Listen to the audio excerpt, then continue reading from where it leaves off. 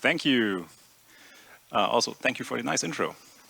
So yeah, I talk regularly with customers about containers, Kubernetes, and Karpenter. And recently I had one of those again where the customer tells me, hey, Karpenter is super awesome, our scaling is going better and better, faster, more efficient, more cost effective. But Alex, from time to time we have now, we struggle with the availability of our application. It randomly goes down. And I had that conversation a few times now. And these challenges are fixable. And that's when I thought, okay, let's package some best practices up into a talk so that going forward, people don't struggle with this anymore. So yeah, like the intro already said, I'm Alex. Hi again, everyone. Working for Amazon Web Services. And who of you already uses Karpenter? Can I get some hands who uses Karpenter? Two. I see two people. Okay, who knows what Karpenter is? 1, 2, 3, 6. Let's say 10. Make it 10. All right. I have a little, let's say, 2 to 5 minute intro with me about what Karpenter is. So, in essence, Karpenter is a cluster autoscaling solution for Kubernetes. Meaning, if you need more capacity in, so I had to decline a call by my mom, sorry for that. Didn't tell her when I'm on stage, but hey, this is live. Now, so Karpenter, cluster autoscaling solution for Kubernetes. In comparison to the, let's say, cluster autoscaler, the one that probably most of you know, it is fast, dynamic, because it's groupless. More on that in a second. It is open source and Kubernetes native. More on the Kubernetes native part in a few minutes. And it does automatic node sizing for you. So, yeah. If you ask yourself, how does it work? Let's look at the status quo that most of you maybe have at the moment. So when I say most of you, do any of you use the cluster autoscaler? Okay, that's more. I would say 15 hands maybe. Okay, so traditionally, when you scale inside of Kubernetes, let's say you have the horizontal pod autoscaler, then, you know, pods get scaled from, let's say, 5 to 10, and this leads to pending pods. The cluster autoscaler in this moment will see, oh, pending pods in the cluster, I have to scale. So if you're on AWS, this is why it says EC2 and autoscaling group here. This may look different if you're on a different platform. So the cluster autoscaler will then trigger a scaling event for a autoscaling group, which talks to the EC2 API to give you a new node, which then is able to schedule the pending pods. So far, so good. With Karpenter, we cut out the cluster autoscaler and the EC2 autoscaling groups, and we replace it with Karpenter. And what Karpenter does, it doesn't talk to the EC2 API. It talks to the EC2 Fleet API. And that gives it a few cool possibilities. Because remember this automatic node auto-sizing? What this means is if you have the cluster autoscaler, then your autoscaling groups underneath, they have to look the same node-wise. So in one group, you only have nodes that have, let's say, 4 CPUs and 16 gigs of RAM. Now, if you have only one pod pending, the cluster autoscaler will scale up one new node. Even if you only need one core, doesn't matter. You burn the remaining 3 cores are just burning money. Karpenter will look at your resource requests in Kubernetes and see, oh, the pending pods need 1 CPU. All right, I will schedule a node for you that has, let's say, 2 CPUs or maybe 4. Okay, bad example, but let's say 2. So it does right sizing of the nodes. It will then dynamically schedule nodes for you. And you know, we can configure this, and more on this in a few seconds. But yeah, this is how right sizing works with Karpenter. because one of Karpenter's central jobs basically is to save you money while autoscaling Kubernetes. Another cool thing that the EC2 Fleet API enables is in one request to this API by Karpenter, it is able to request multiple nodes of different sizes and also different capacity types, meaning you can request in one go nodes of on-demand capacity or spot capacity. With the normal EC2 API, you cannot do this. You cannot mix it. You have to have dedicated groups for this. So Karpenter basically just consolidates your cluster autoscaling into one single system instead of having multiple.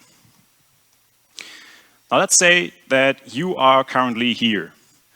You've just set up your Kubernetes cluster with any combination of the tools and cool symbols here. And now it's time for you to say, hey, we are at, I don't know, day 3 of operations. Let's deploy all our applications into this cluster. Let's go. And you should, really, right? You have, of course, Karpenter in your cluster. But before we go and deploy all those applications and make our cluster really scale, let's understand first how Karpenter will react to increased load, to more pending pods in the cluster. Let's see what we have to look out for. I'm going to zoom in a minute because I guess the people at the top of the seats cannot see this correctly. But what you see here is one of Karpenter's custom resource definition. It is called the node pool, which controls what kind of machines Karpenter will provision for you and how to handle them. And this config that you see here, or not, this is what you would get if you just copy-paste from the documentation in the Karpenter docs. So this is basically the default. Let's take a closer look at what we can do. So the first thing that we look at are pretty unspectacular, to be honest. These two parameters simply give you the choice of CPU architecture. So can your application, for example, handle AMD 64 only, or can it also go ARM 64? You can have both in there and make Karpenter choose what's right in this case. You can also choose between Linux and Windows. You can also combine it. So nothing too spectacular.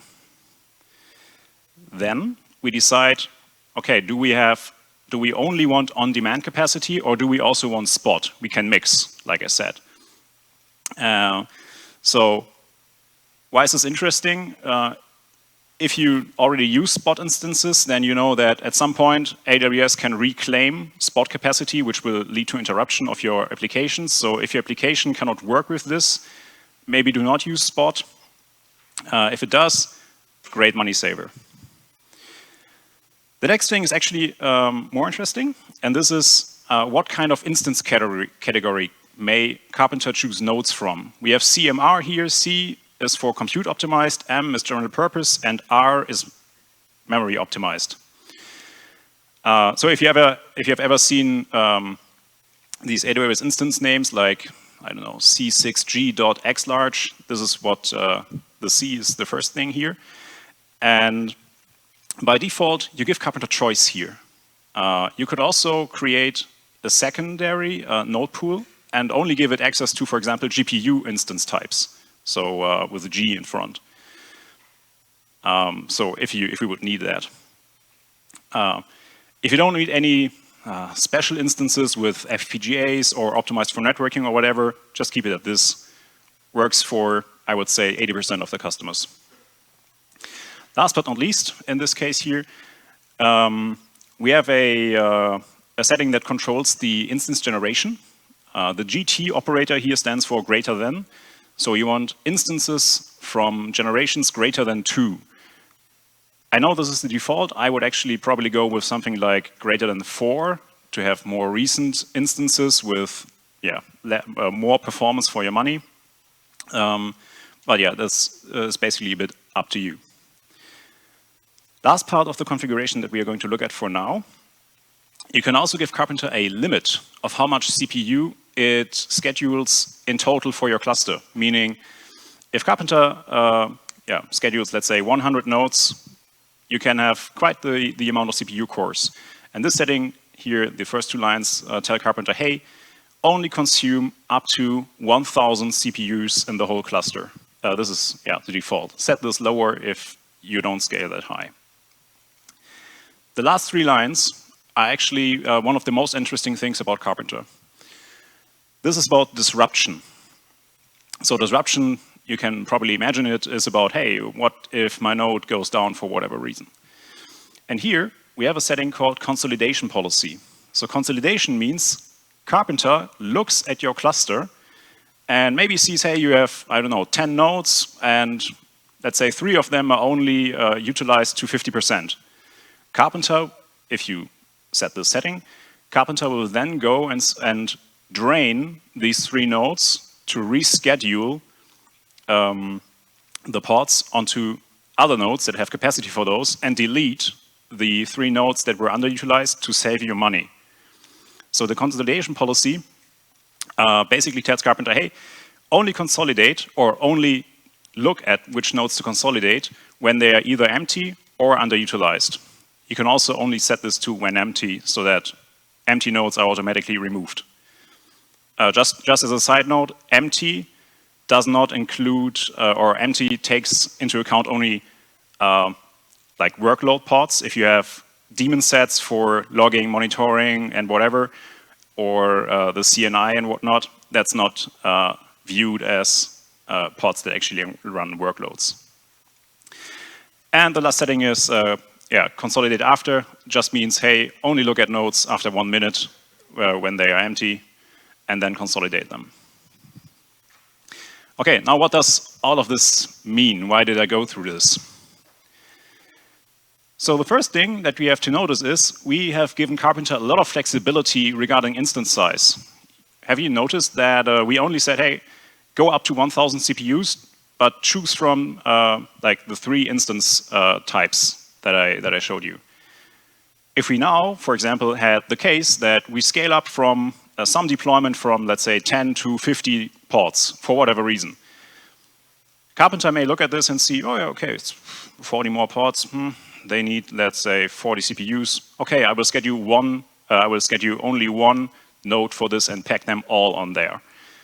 Probably not what you want. If that node goes down for, like, for example, due to a spot interruption, then your application is probably going to go down or have impaired availability. So we could do something like telling Karpenter, oh, please use nodes only up to a CPU size of 2 to 8. So you can also do something like this. I'm not a fan of this. I like to give Karpenter as much flexibility as needed, except for giving it access to node types that I really don't need. And in a few minutes, you're going to see what we should do instead. Now also what this configuration does is it lets Karpenter use every AC available. And that's, from my point of view, the thing to do. Because then by default, you scale over all the availability zones that are accessible to your cluster. If you have your cluster only in one AZ, I would like to have a discussion with you, but in general, this should not be the case. And third point, disruptions are possible.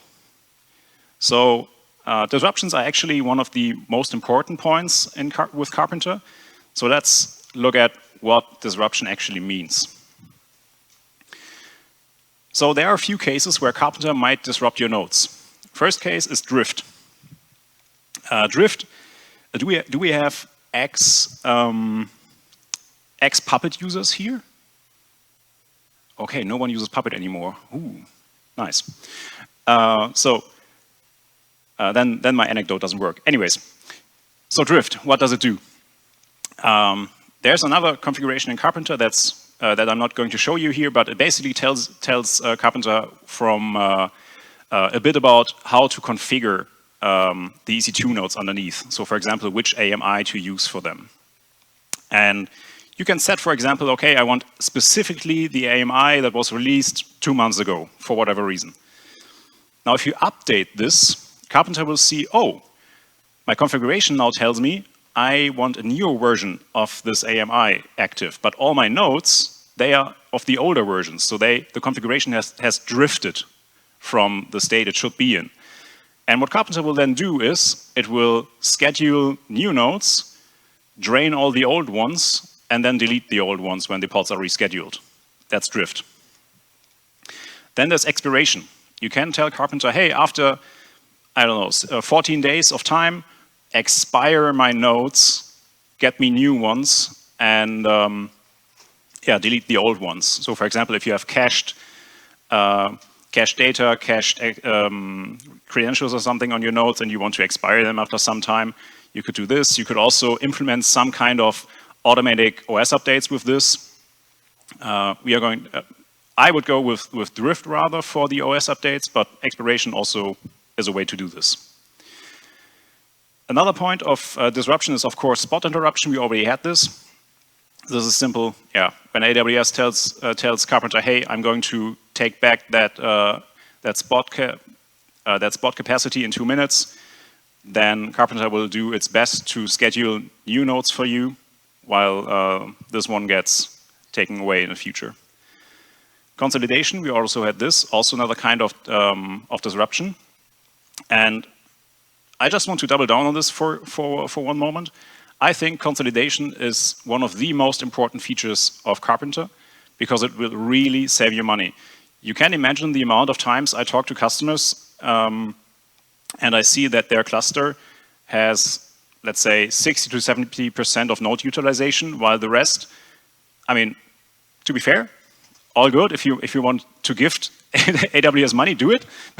but I would rather have you use consolidation and save money and use it otherwise. So I'm going to tell you later that you can turn consolidation off. Please don't. Please use consolidation. Use your money wise. Last thing, node auto repair. This is simply when one of your nodes fails because hardware sometimes fails, then Karpenter will, of course, remove that node from the cluster and schedule a new one for you. So in general, this works like this. Karpenter first identifies candidates to disrupt. It then launches replacements, drains the candidates that should be disrupted, and then it terminates the candidates. One more thing, not all types of disruption are the same. You can rate limit drift and consolidation. I'm going to show you how on the next slide. So you can control a bit how drift and consolidation get executed. Expiration, interruption, node auto repair, you cannot really, you cannot rate limit this. And I mean, it kind of makes sense. What are you going to do? Karpenter is not going to tell AWS, hey, spot interruption is not a good time right now. Please don't take it. We need it. Not going to happen. Same thing if your node breaks. What are you going to do? You can't rate limit hardware failures. Though I wish we could. Okay. Let's look at how we can control drift and consolidation. So back to the node pool configuration. I should have zoomed this bigger. But okay, here we are. So we have the consolidation policy at the top again, which is again set to when empty or underutilized.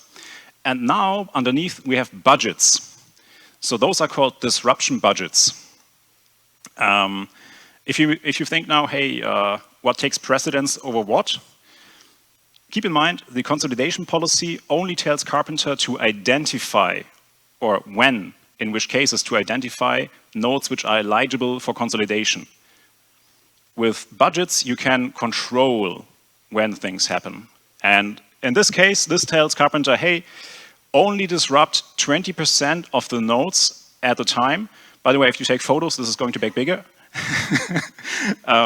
So only disrupt 20% of the nodes in the cluster at the same time, and only if they are empty or drifted. Now, if you want to go further, you can concatenate basically budgets to control them further. So the budget that says, okay, you probably don't see the red point. The budget that just says 5 nodes, this is acting as an upper limit for the 20% budget. So it says, okay, disrupt 20% of the nodes at a time up to 5 nodes at a time. And the third one is one of the more interesting ones, actually. This tells you during the first 10 minutes of the day, don't disrupt any nodes if they are underutilized. By the way, this add daily, this is of course classic Linux cron notation.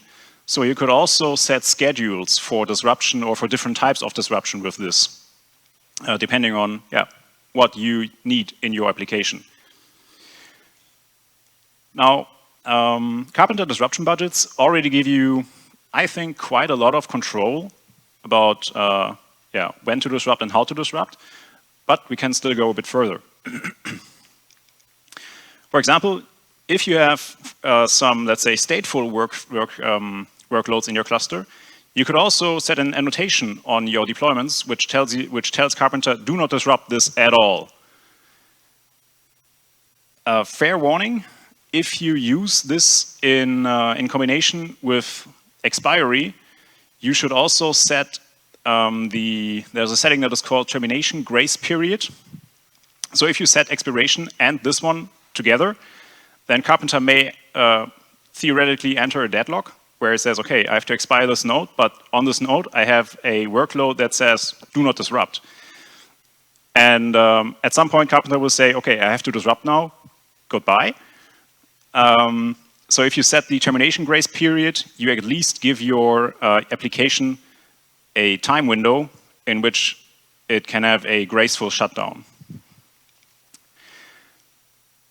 Now, what we can also do is we can tell complete nodes to not get disrupted. This is most likely only smart if you use on-demand. With Spot, I don't think this is a good idea. And you can also turn off disruption completely, basically nullifying a lot of the benefits from Karpenter. So I'm only telling you about this, but I would say bad practice, wouldn't do it. Now, in the beginning, I told you that in theory, you could take away a lot of the flexibility of Karpenter and scope down the amount of flexibility it has in node sizing. And I wouldn't do this because we have other means of controlling Karpenter and being prepared for disruption. Okay, so what should we do in order to be prepared for disruption? First thing, the next few points, if you take anything from this session today, this is probably, the next few minutes is probably the points where you should listen the most. Because if you use Karpenter, please make use of Kubernetes native scheduling constraints. It will make your life a lot better and a lot easier. Because most of, so if you have availability problems due to scaling with Karpenter, these are most likely the best solution. Now, first thing, topology spread constraints. This is a Kubernetes native scheduling constraint which you can use to, for example, spread your pods in your deployments, stateful sets, and so on over more than one availability zone. For example, this is what I use it most likely for. So this gives us at least the possibility to spread over more than one AZ. Next thing, pod disruption budgets. Telling Kubernetes when and when not to, or how much disruption in a pod or in a deployment is okay and how much is not okay. Use this as well, helps a lot. Third thing, affinity and anti-affinity rules.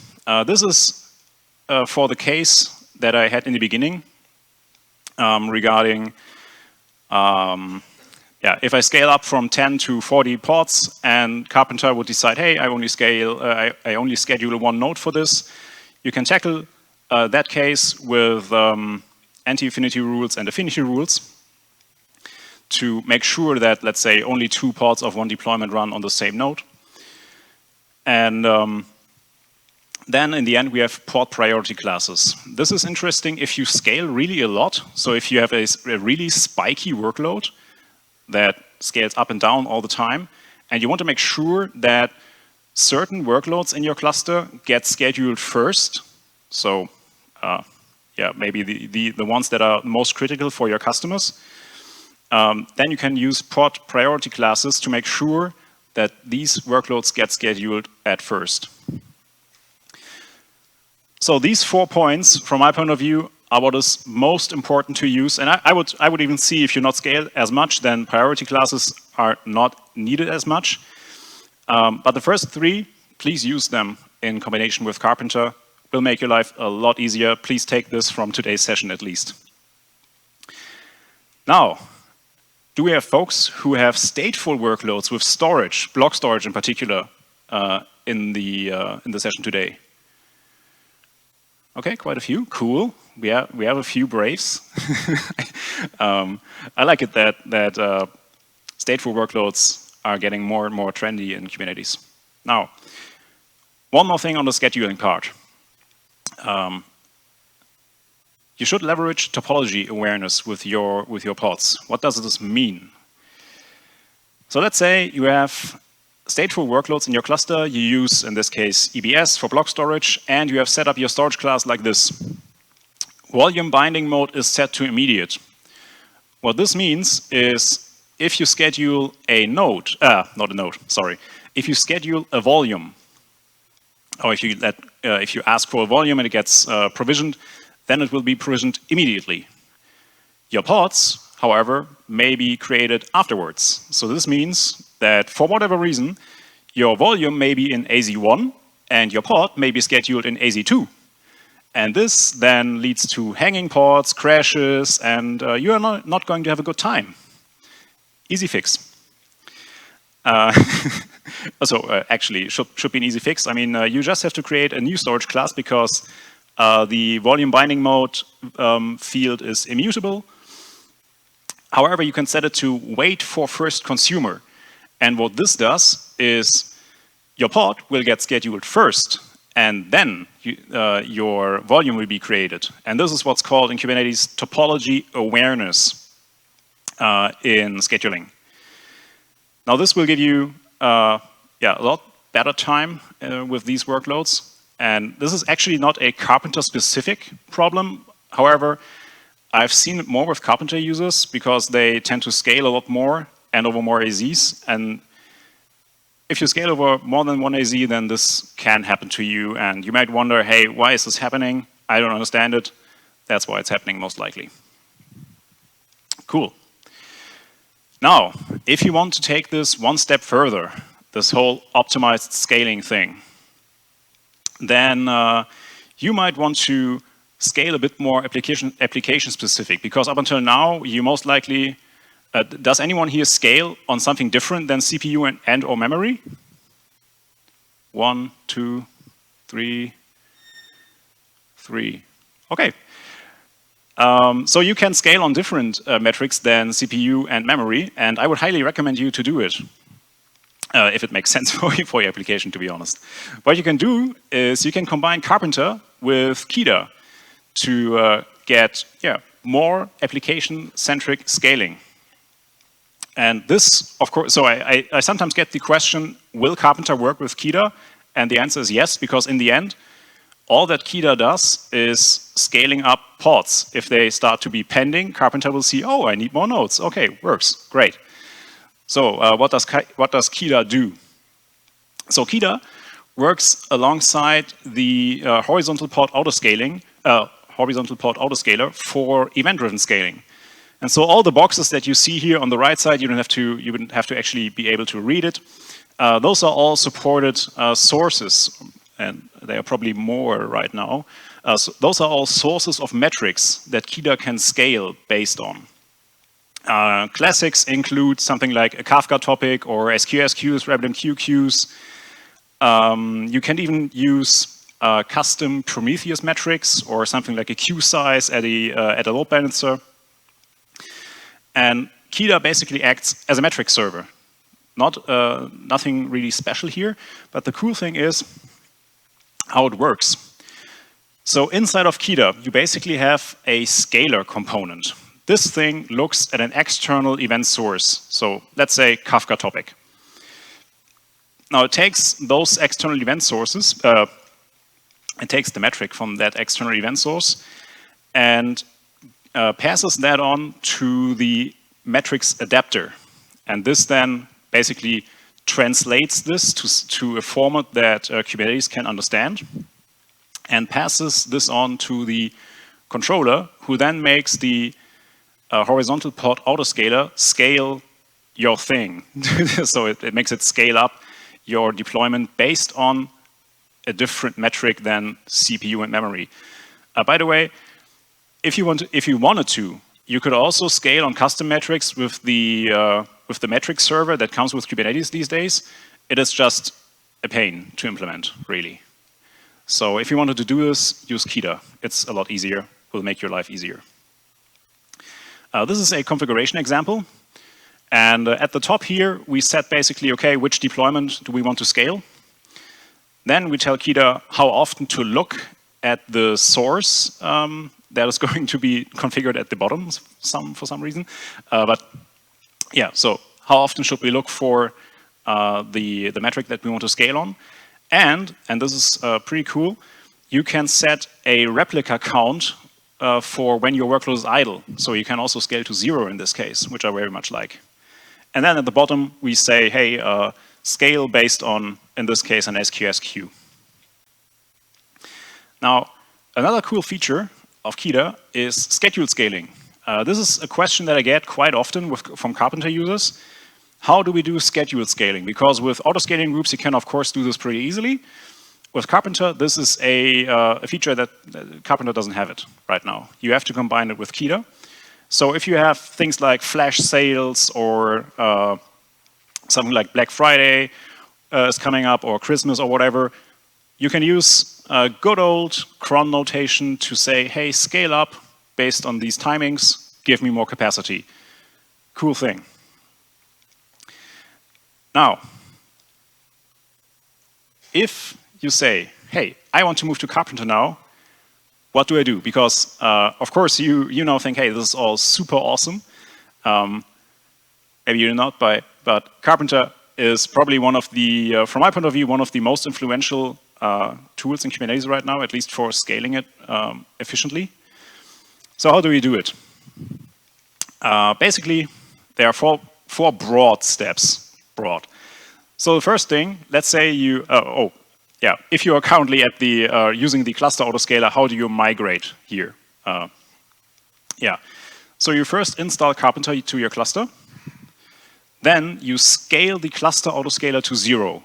So you still have it in your cluster, giving you a way back if something goes wrong for whatever reason. And then you scale in your current autoscaling groups. And this, of course, will lead to, so this has two reasons. A, now the Cluster Autoscaler doesn't really look at your autoscaling groups anymore, but Karpenter already looks at your cluster. When you scale in your node groups now, there will be pending pods in your cluster, of course, which will trigger Karpenter to scale up and basically get active in your cluster. And once all the scaling in is done, you can simply remove the Cluster Autoscaler entirely from your cluster, and you're basically done. By the way, I have noticed that there are some users who also use Spot so there's a project called Spot.io by NetApp. The migration should look, so if you want to migrate from Karpenter, from Spot.io to Karpenter, the migration should look pretty similar. But yeah. There are, of course, a few more details to this. To be honest, there are some permissions you have to set before installing Karpenter. This QR code takes you to the documentation for this. However, the 4 steps are basically roughly what you're going to do. And if you want to just install Karpenter, use the QR code all the same. It will take you to the documentation where you can have a look at, hey, how do you install Karpenter? And then you are good to go and can optimize your scaling for in Kubernetes. Now, with that, I have nothing but to thank you for your time. I hope you learned something here today. If you want to scan yet another QR code, you can tell me how you liked my session. And yeah, thank you. We have 5 minutes for Q&A.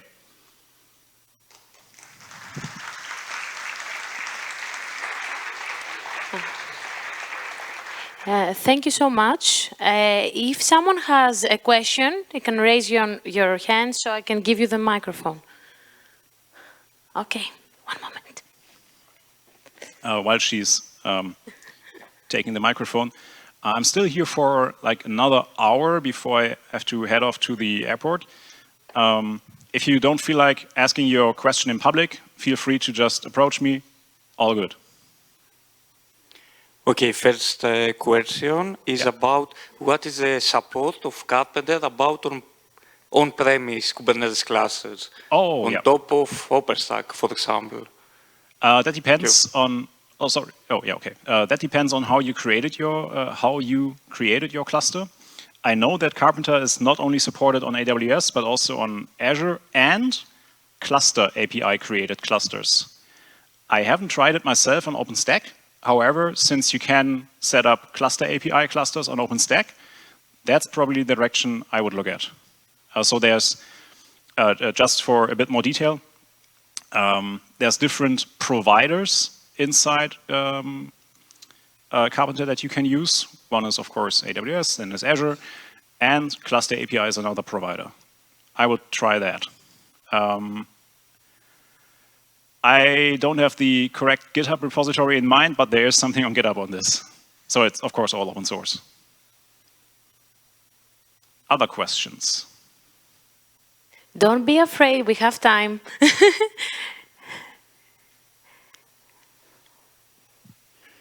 Oh, that's far. I can hear you properly.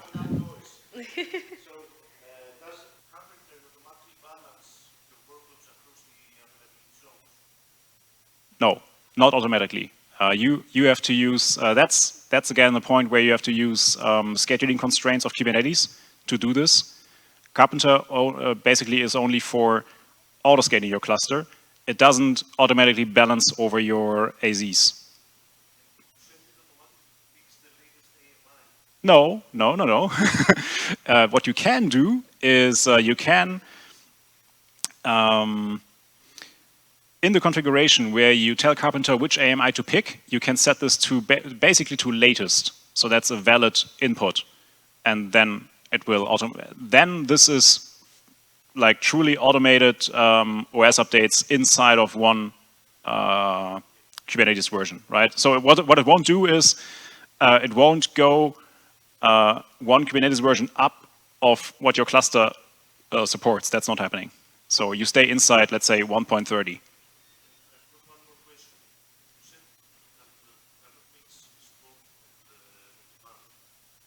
You cannot mix it in classic autoscaling groups. You can.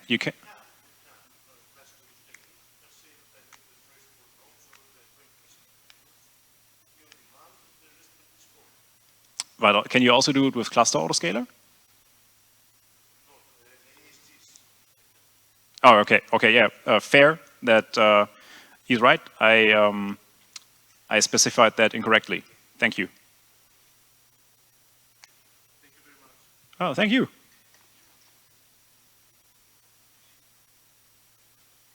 Do we have anyone else who wants to ask a question?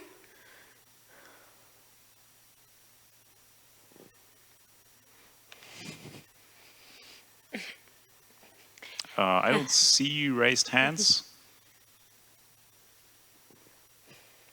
Okay, then I guess. They can fund you later if someone, maybe they're too nervous. I would be a little bit, maybe. All good. I will probably leave in like an hour, like I said. Okay. And yeah. Okay, thank you so much. Yeah. Thanks for having me.